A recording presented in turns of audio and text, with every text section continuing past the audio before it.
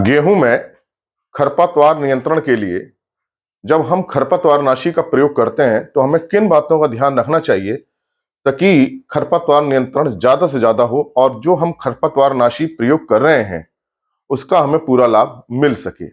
सामान्यतः यह होता है जब हम गेहूं में खरपतवार नियंत्रण के लिए शाकनाशी या खरपतवारनाशी डालते हैं तो हम देखते हैं कि पूरा नियंत्रण नहीं हो पाता है और कुछ घास हरी रहती हैं, कुछ पीली पड़ के हरी हो जाती हैं और कुछ ही घास मर पाती हैं।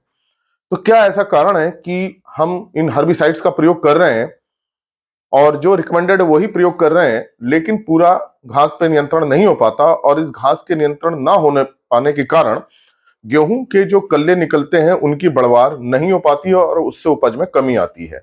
तो हमें कुछ बातों का ध्यान रखना चाहिए ताकि जो हम खरपतवारनाशी प्रयोग करें उससे पूरा खरपतवार नियंत्रण हो जाए। आज मैं इसी बात पे चर्चा करूंगा कि हम किन बातों का ध्यान रखें। देखिए, गेहूं में जो खरपतवार निकलते हैं, बहुत सारे खरपतवार निकलते हैं।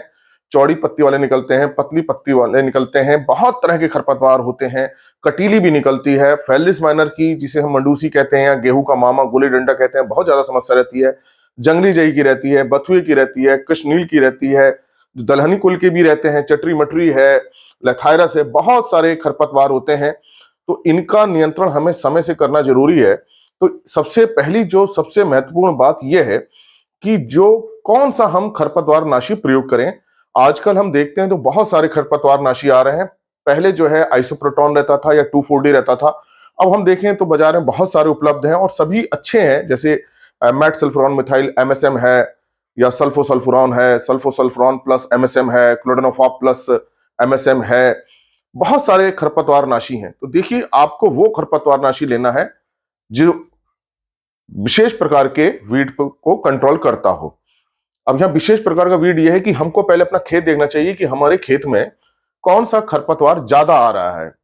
मंडूसी आ रही है, फेलिस माइनर ज्यादा आ रहा है, या कटीली आ रही है, या चटरी मटरी की समस्या हो रही है, या कृष्णनील की समस्या ज्यादा है, ये हम देख रहे हैं हमारे खेत में बथुआ बहुत ज्यादा आ रहा है। तो सबसे पहले आपको यह ध्यान देना है कि आपके खेत में कौन सा खरपतवार सबसे ज्यादा आ रहा है, क्योंकि हमको सबसे पहले उसी को नियंत्रण करना होगा और उसी के अनुसार आप खरपतवारनाशी लीजिए। हालांकि आजकल जो खरपतवारनाशी आ रहे हैं वो ब्रॉड स्पेक्ट्रम होते हैं। ब्रॉड स्पेक्ट्रम मतलब वो ये है कि पतली पत्ती वाले, चौड़ी पत्ती वाले लगभग सभी को नियंत्रित कर लेते हैं, लेकिन सबको नहीं कर पाते, अधिकांश को कर लेते हैं। तो अगर फेलिस माइनर ज्यादा आ रहा है तो आपको उसी के हिसाब से लेना है, कटीली ज्यादा है तो कटीली के हिसाब से आपको लेना है। तो ये पहले आपको देखना है। हालांकि कुछ खरपतवारनाशी काफी ब्रॉड स्पेक्ट्रम है, लेकिन सबसे पहले आपको अपने खेत का निरीक्षण करना है, एक दो बार देखना है कि जंगली जई की समस्या ज्यादा आ रही है या बथुए की समस्या ज्यादा आ रही है। तो सबसे पहला जो चुनाव होता है वो होता है खरपतवारनाशी का। कभी कभी ऐसा होता है कि समस्या कटीली की है और हम खरपतवारनाशी जो है फेलिस माइनर वाला डाल रहे हैं, या समस्या बथुए की है और डाल रहे हैं हम मंडूसी के कंट्रोल वाला खरपतवारनाशी डाल रहे हैं। इस पे मैं धीरे धीरे करके वीडियो बना दूंगा कि किस खरपतवार के लिए कौन सा खरपतवारनाशी गेहूं में रिकमेंडेड है। इनके वीडियो के बाद मैं वो वीडियो अपलोड कर दूंगा। लेकिन पहले हमें ये समझना होगा कि हर खरपतवारनाशी के लिए, वो हर खरपतवार के लिए अलग खरपतवारनाशी होता है, लेकिन कुछ ब्रॉड स्पेक्ट्रम है। तो हमको जो सबसे पहले सिलेक्शन करना चाहिए ब्रॉड स्पेक्ट्रम का करना चाहिए, जो लगभग सभी खरपतवारों का नियंत्रण करते हैं। होता यह है कि हम कोई ऐसा खरपतवारनाशी ले लेते हैं जो एक या दो ही वीड्स को मारता है, बाकी जिंदा रह जाते हैं। तो आपको जो सिलेक्शन करना है वो ऐसे का करना है जो आपके खेत में आने वाले वीड्स को मारे। और हर खेत में वीड्स अलग अलग होते हैं, तो आपको दूसरे को देख करके खरपतवारनाशी नहीं लेना। दूसरे के खेत में अलग प्रकार के खरपतवार हो सकते हैं और आपके खेत में अलग तरह के हो सकते हैं।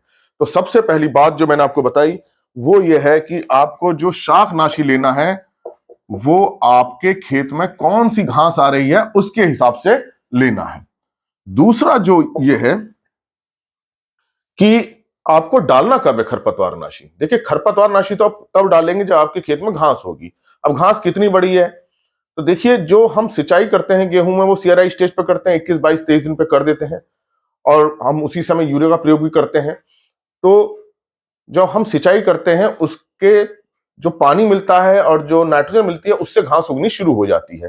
तो इसका मतलब कि हमको सिंचाई के 10 से 12 दिन बाद इसका प्रयोग कर देना चाहिए या एक हफ्ते बाद इसका प्रयोग कर देना चाहिए। तो सामान्यतः हम अगर समय से बुवाई हमने की है तो हमको 30 से 35 दिन के अंदर, 30 से 35 दिन बाद हमको खरपतवार नाशी प्रयोग कर देना चाहिए। इससे पहले हम प्रयोग करेंगे तो सारे खरपतवार नहीं निकल पाएंगे, और बाद में प्रयोग करेंगे तो खरपतवार जो है, वीड्स जो है, उसकी पत्तियां बड़ी हो जाएंगी और वो उतना असर दवाई कर नहीं पाएगी और गेहूं पर उसका ज्यादा असर आ जाएगा। तो आपको जो करना है 30 से 35 दिन बाद करना है। अगर आपने देर से बुवाई करी है तो इसको 5 दिन और बढ़ा दीजिए, 35 से 40 दिन कर दीजिए अगर देर से बुवाई हुई है। तो ये आप बिल्कुल समय ध्यान कर लीजिए कि आपको 30 से 35 दिन के अंदर वो खरपतवारनाशी डाल देना है, अगर पूरा लाभ उसका लेना है तो आपको शाकनाशी का ध्यान रखना है। बुवाई के कितने दिन बाद डालना है ये भी आपको ध्यान रखना है। और तीसरा जो है वो है पानी की मात्रा। देखिए आजकल जो हर्बिसाइड आ रहे हैं उसमें पानी की मात्रा कम लगती है, वो लगभग लगती है 150 लीटर प्रति एकड़।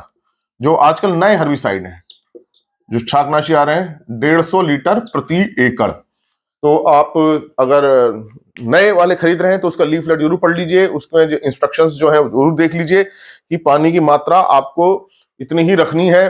150 लीटर प्रति एकड़ से आपको करना है। फ्लैट फैन नोजल का प्रयोग करना है ताकि खरपतवार पे उसका ज्यादा असर आए। तो ये 3 बहुत महत्वपूर्ण बिंदु हैं। चौथा जो है, ये बिंदु शाकनाशी से ही संबंधित है कि शाकनाशी की जितनी मात्रा है आपको उतनी ही प्रयोग करनी है। तो आजकल कुछ हर्बिसाइड में आता है टंकी के हिसाब से पुड़िया डाल देते हैं, तो वो सही हो जाता है कि नैपसैक में आप प्रयोग कर रहे हो तो एक टंकी में एक पुड़िया डाल दीजिए, तो उसमें तो आपको कोई समस्या नहीं होगी। समस्या तब है माना पाउडर फॉर्म में है, तो आप बिल्कुल कैलकुलेट करके डालिए, जितनी मात्रा है उसको टंकी में बदल लीजिए। इसके लिए मैं वीडियो पहले बना चुका हूं कैसे हमें इसको प्रयोग करना है। तो जो संस्तुत मात्रा है आपको उतनी ही डालनी है, उससे कमियां ज्यादा करेंगे तो उसका प्रभाव विपरीत हो जाएगा। और आज जो नए हर्बिसाइड हैं जिनकी मात्रा कम पड़ती है, थोड़ा ज्यादा पड़ जाते हैं, तो गेहूं पे वो थोड़ा सा विपरीत असर लाते हैं, गेहूं पीला पड़ जाता है। तो आपको बहुत ज्यादा मात्रा नहीं डालनी है, तो गेहूं पीला पड़ जाएगा हर्बिसाइड डालने के बाद, फिर उसमें समस्या आ सकती है। तो इन सबसे बचने के लिए आपको ये 3 मुख्य बिंदु बड़े ध्यान में रखने हैं कि हमको वही खरपतवारनाशी डालना है जिसकी समस्या हमारे खेत में आ रही है, जिस खरपतवार की, और सही मात्रा में डालना है। समय बहुत महत्वपूर्ण है, आगे पीछे नहीं करना है। और पानी की मात्रा इतनी रखिए, 150 लीटर प्रति एकड़ नए वाले हर्बिसाइड के लिए है।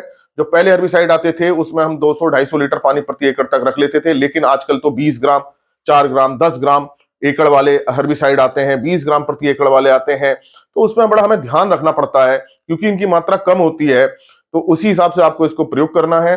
अगर आप इस तरह के बिंदुओं को ध्यान रखते हैं तो निश्चित रूप से खरपतवार अच्छे ढंग से नियंत्रण होगा। और इस समय अगर खरपतवार नियंत्रण हो जाए, इसको हम क्रिटिकल स्टेज बोलते हैं 30 से 35 दिन को, क्योंकि इस समय कल्लों की बढ़वार हो रही होती है। अगर इस समय खरपतवार नियंत्रण हो गया तो कल्लों की बहुत अच्छी ग्रोथ होगी, जिससे कि आपकी बालियां अच्छी नहीं आएंगी, बालियों में दाने अच्छे आएंगे और उपज आएगी। तो यहां आपको बहुत विशेष ध्यान देना है, अन्यथा आप थोड़ी सी इसमें कमी कर देते हैं तो खरपतवार नियंत्रण उतना अच्छा नहीं हो पाता और हमें पूरा लाभ नहीं मिल पाता है। तो आशा है मेरी बात आपकी समझ में आई होगी। तो इसी प्रकार की चर्चा के लिए आप कृषि किसान प्लेलिस्ट को देखिए और लोगों के साथ भी वीडियो शेयर कीजिए ताकि ज्यादा से ज्यादा लोगों को इसका लाभ मिले। अगर चैनल सब्सक्राइब नहीं किया है तो सब्सक्राइब कीजिए। धन्यवाद।